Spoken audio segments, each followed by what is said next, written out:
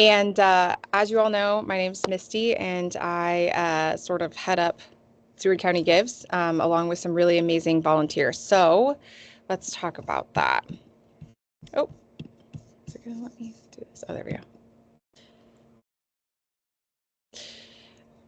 Okay, so who our volunteers are for Seward County Gives is Katie Wergen, and then there's also Preston Sewer, Sharon Powell, Joey Carter, and Shane Bach, and I'm sure at least everyone here knows one of these people. So congratulations, because you have a direct line to Seward County Gives.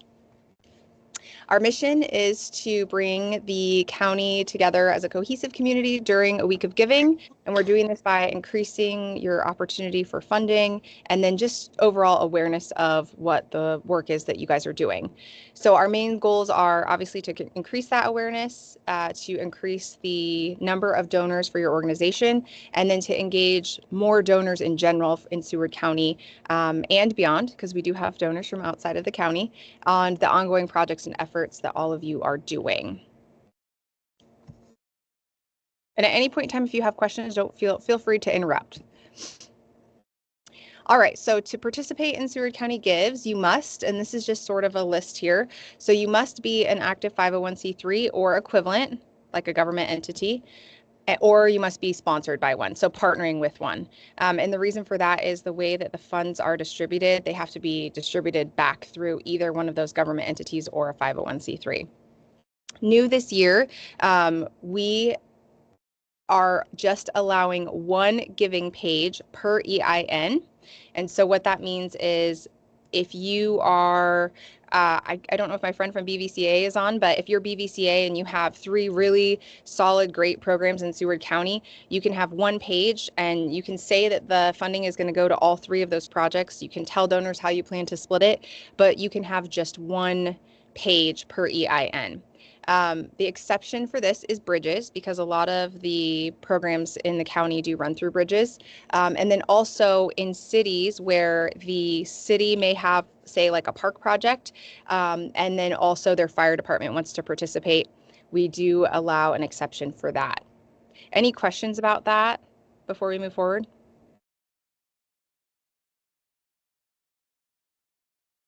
Okay. Also, you must use Seward County Gives to raise funds for a project based here in Seward County, and it has to directly impact our residents or guests to the county. You have to participate in helping us promote Seward County Gives to all of those individuals who follow you. And really the reason for this is because we are better together, we have strength in numbers, and when everyone is talking about something, I think more people obviously pay attention. And then lastly, you just have to adhere to the Seward County Gives guidelines and deadlines, which we don't feel are super strict, and we hope you won't either. So we do not make grants directly to organizations. So for those of you that are interested in a grant, I would recommend visiting the Legacy Fund for Seward County. They make grants 2 times a year, and they're an excellent resource for that. We do not support general operating funding for administrative expenses. So we're asking you to have like a tangible fundraiser in mind. So we're raising funds to support our friends at Heart to Heart. They do it to offset the cost of counseling for people that are coming into the clinic. So they're very specific about what those funds are going for. And then we do not partner with organizations who cannot show the direct impact here in Seward County. So if they can't show us how they're doing it, we don't allow them to participate. And we have had that happen in the past. Any questions about this? Okay. Oh, we went backwards. We meant to go forwards. Okay, so this year our Give Week is Saturday, April 26th through Thursday, May 1st. It is a couple weeks earlier than last year and just 1 week earlier than we typically do it.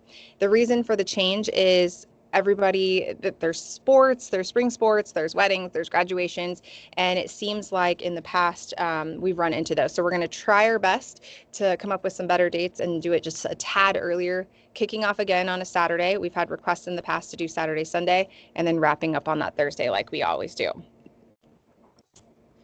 In 2025, there is a change to Seward County Gives, and that is that all of the funds raised here in Seward County, they're going to stay here in Seward County. So what I mean by that is in the past, we ran Seward County Gives through the Legacy Fund, which we are super grateful for.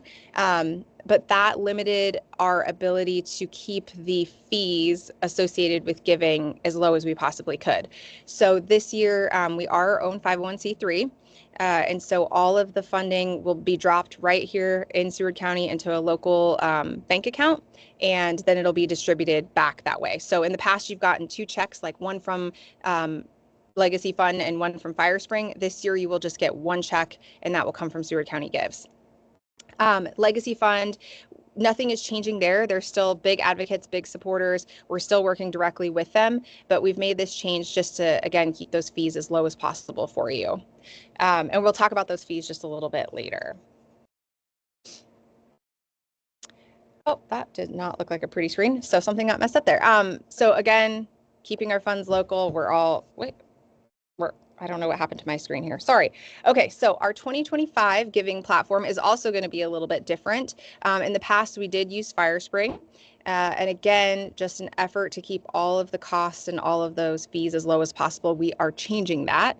So I'm going to turn it over to Joey Carter, who is our resident IT pro, to talk about that. Thanks, Misty. So this year we will be using Evergreen Giving Day Solutions. The site will be very similar to what we've used in the past. With us forming our own 501c3, it allowed us to change some stuff up, and this was one of them. One of the biggest benefits of this new platform will be a lower cost per donation. So lower fees that allows us to get more money out to the participating organizations. The other piece that will be pretty beneficial is the centralized location for forms. So when you guys need to turn in your EIN verification or registration, that can all be done through the website, including your end of year report that turns in. It's all done through one location, which should make that pretty handy. The other piece, for those of you who participated in multiple years, each year you had to go through and recreate your whole site from scratch. With this site, we'll be able to keep your page similar, and you'll just need to update for whatever your project is for the current year. So that will be another great benefit for everyone participating. So, and I think that's most of the current updates on the platform. We did get our shell up this week, and then as we get further along in that process, we'll get that information out to everyone participating. Thanks, Joey. And if you are interested in seeing kind of how that works, I would recommend just go to evergreengiving.com, and you'll be able to see, they have some examples where you can walk through things. I really like the pages a lot better. I think that it comes with little icons so you can drop them in your cart. And overall, I think it will be more user-friendly. Joey, can you talk to us a little bit about what the fees will be this year? Yes, give me just one second here. So in the past, obviously there will be the credit card fees that we just really don't have a way around that.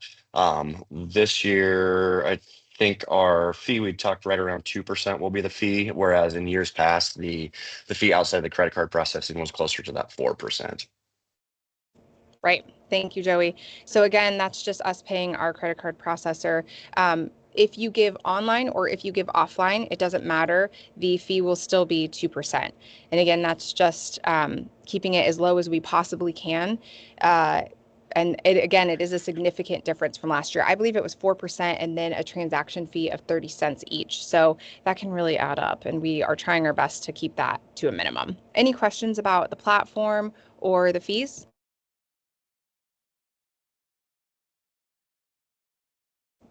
Okay, great. Thanks again, Joey. For those that don't know, he is 100% on vacation and still dedicated to being on this call, so thank you. All right, and so our match works the same this year. We're not changing that. So they're just prorated based on the number of points your organization earns. So basically for every unique donor or unique household that you get to give you a gift of $10 or more, you will get a point.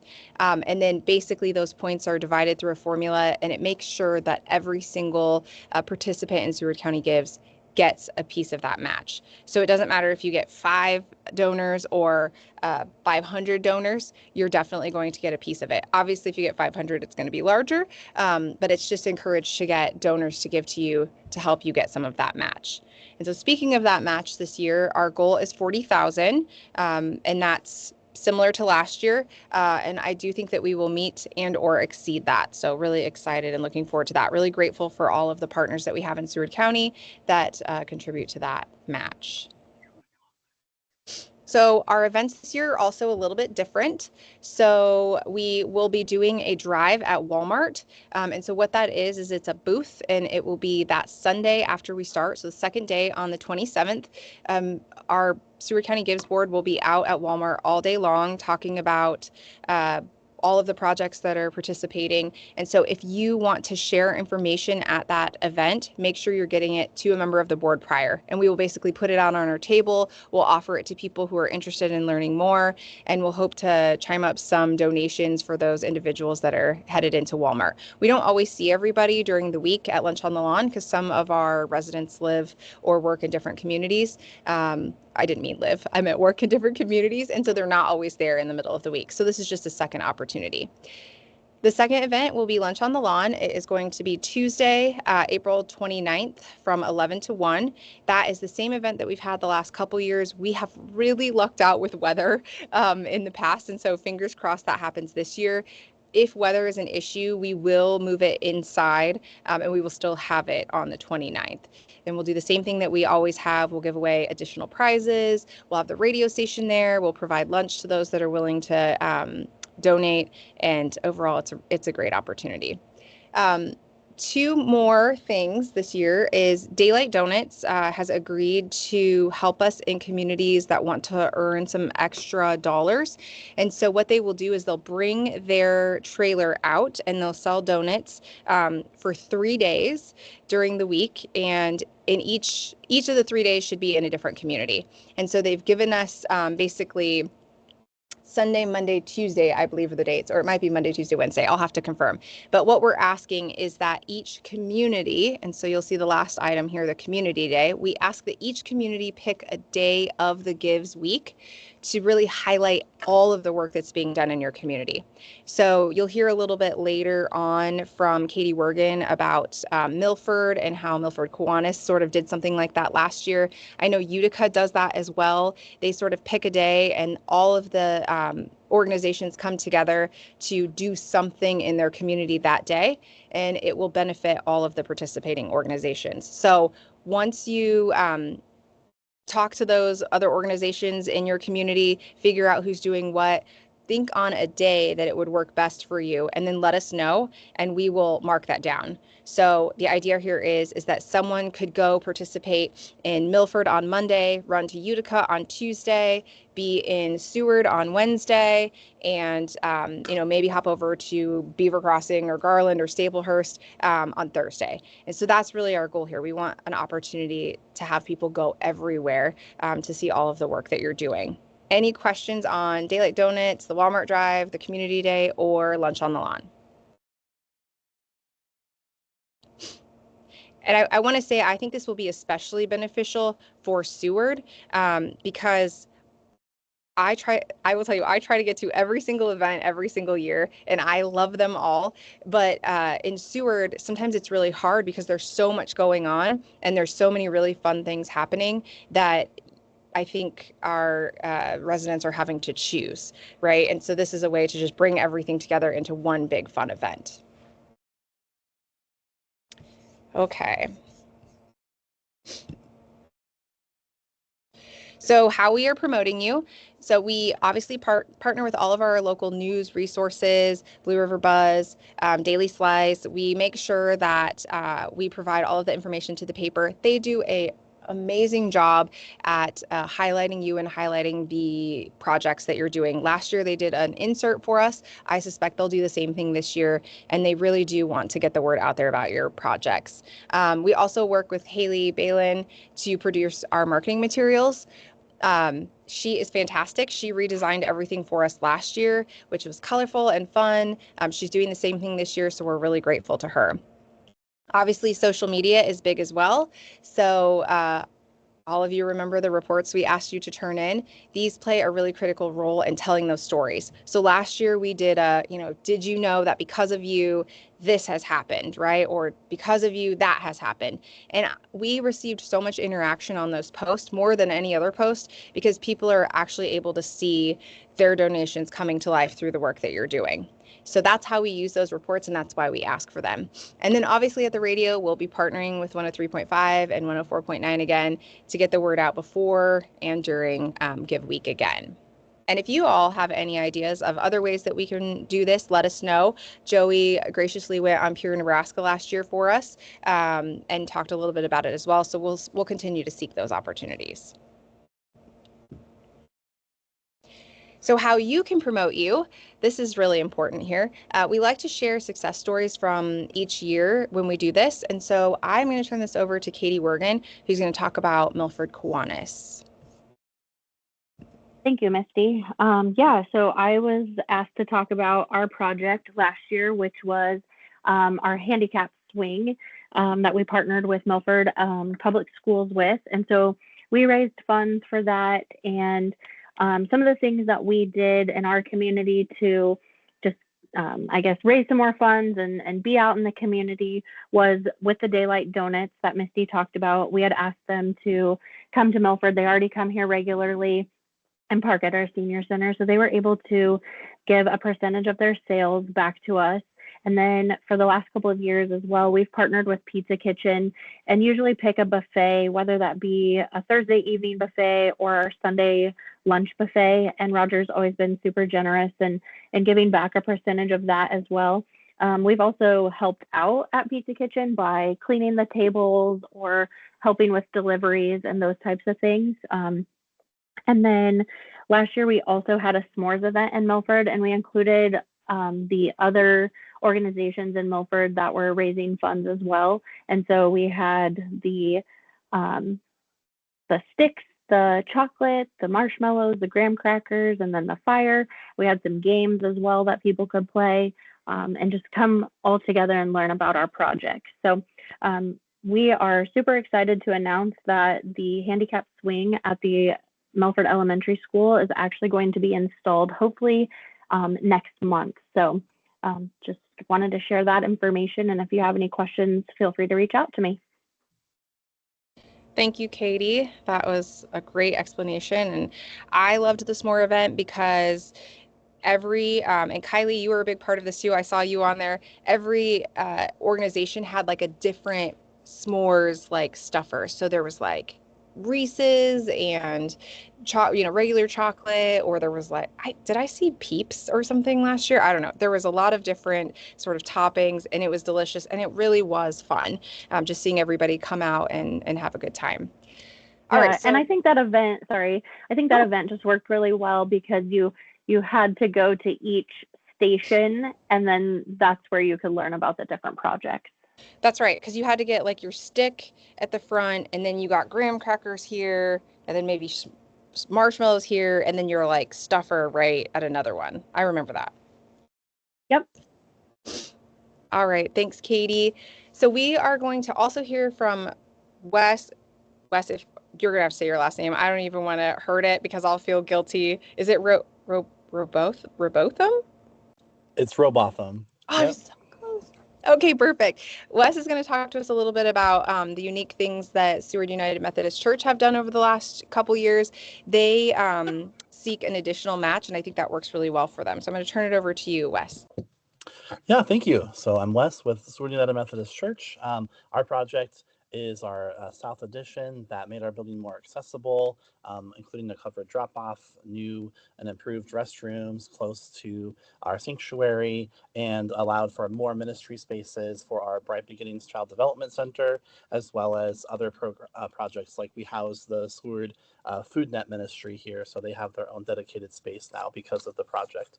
And so, yeah, like you said, Misty, the biggest thing that we've done and found success with is securing our own match. So anybody who provides donations through Seward County Gives during the week, we have a donor who matches the total amount that's given. So everyone's dollars are being matched dollar for dollar to the project. We also selected a project, that's important to provide services to our key audience as well as to the community. We have a lot of various community groups that utilize our spaces here throughout the weeks and throughout the month. And so they're all seeing benefit from the project. We also do a lot of internal communication with our constituents, with our members, through our distribution lists for our newsletter. We send out dedicated emails about Seward County Gives, specifically when it's coming, why it's important to participate, and how they can do that. And then our internal fundraising committee also communicates directly to everybody who has previously donated through Seward County Gives, thanking them for the donation, letting them know that Seward County Gives is coming up, and the link where they can find our page to donate again. And the 3 weeks leading up to the event, we do weekly Facebook posts. And then during Seward County Gives Week, we do a daily post that includes something specific about the project that we're fundraising for. And we speak to our congregation the Sundays leading up to the events. We also have text communication that goes out to people who are on our texting list. And we have a one call system. So we remind people not every day during Seward County Gives, but a couple times during that week that it's happening, that their donations will be matched dollar for dollar, and the importance of raising money for this project. We also send email thank yous to every donor within hours of receiving the gift notification. And we report back to the congregation and through all those various channels like Facebook, our newsletter, etc., on how much was raised. And thanks everybody for the donation, for their participation. So we just really try to maximize that matching gift that we have and really promote it. People get excited about a match when they know that their money is going to be doubled. So whatever they can give, they do so. And we just promote that. Also, we'll have a portion of the overall Seward County Gives match as well. So their money really goes further that way. Thank you, Wes. That was great. And I know you guys do a really good job and everyone gets really excited. So it's helpful to share what everyone is doing to have success during Gives Week. So thank you again. Does anyone have any questions for Katie or Wes before we move on? And if not, I'm sure you can find them afterwards and they would be happy to answer any of those questions for you offline. Absolutely. All right, so here are the important dates this year. So we ask that you tell us that you're going to participate and we will send you a link on how to do that. So if you're on this call or if you've participated in the past, you will get that. We'll also post it on social media. So we'll tell you how to fill out the application that Joey was talking about. So we'll be doing that through our platform this year. By March 15th, we'll let everyone know, like thumbs up, yep, you're in, or for whatever reason, if there was a reason that you weren't able to participate, we would let you know that as well. April 11th is the deadline to complete that giving page for Evergreen Giving, and we do that. We try to get a couple weeks before so that we can start promoting all of those pages and getting people excited about your projects. We will launch on Saturday, April 26th. We have that lunch on the lawn on the 29th, where we ask that as many people attend as possible. And then May 1st is the end, and everyone will receive all of their payments by July 8th. It will likely be before then, but we try to be realistic just in case there are any challenges. All right, so just a reminder, all of us that are doing Seward County Gives, we are 100% volunteers.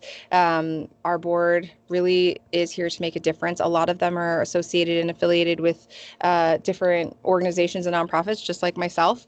And so ultimately, we just ask for slight patience. Most of the time, you're going to hear back from one of us right away if you reach out, especially during the week of. But if not, just give us small amounts of grace because we are volunteers and we're all doing other things in the community. And also, I love to share photos from years past. Pat, I see you right there. You were the game queen that year. We've had so much fun doing this. It's really been awesome watching everything unfold. All of the things that have happened over the years have been really memorable, and we've been able to accomplish some really great things in Seward County, and that's thanks to all of you. It really doesn't have anything to do with our board other than we try to organize it and we try to set you up for success. So really, it is all because of you. I love this picture of Carmen. That was a social media post that she posted. Loved it. And all of the work that you're doing on social, in person, spreading the word, it really does make a difference. So for that, I want to say thank you for being you, for doing all of the work that you're doing, and for really making a difference in Seward County. Does anyone have any questions? Pat, you have no questions? I'm trying to behave. Don't behave. That's not fun. Okay, well, if there are no questions, I will end this meeting. And like I said, it has been recorded, so we will be posting it for those that couldn't come if you want to share it with someone else. And we'll be in touch about logging onto that giving site to fill out your application. If you do have questions and you want to chat offline, of course, I'm always available, or a member of the board is available to answer those for you as well. And other than that, thank you so much and have a great day. Thank you. Thanks, Misty. Thank you, Misty. Thanks, Misty. Thanks, Misty.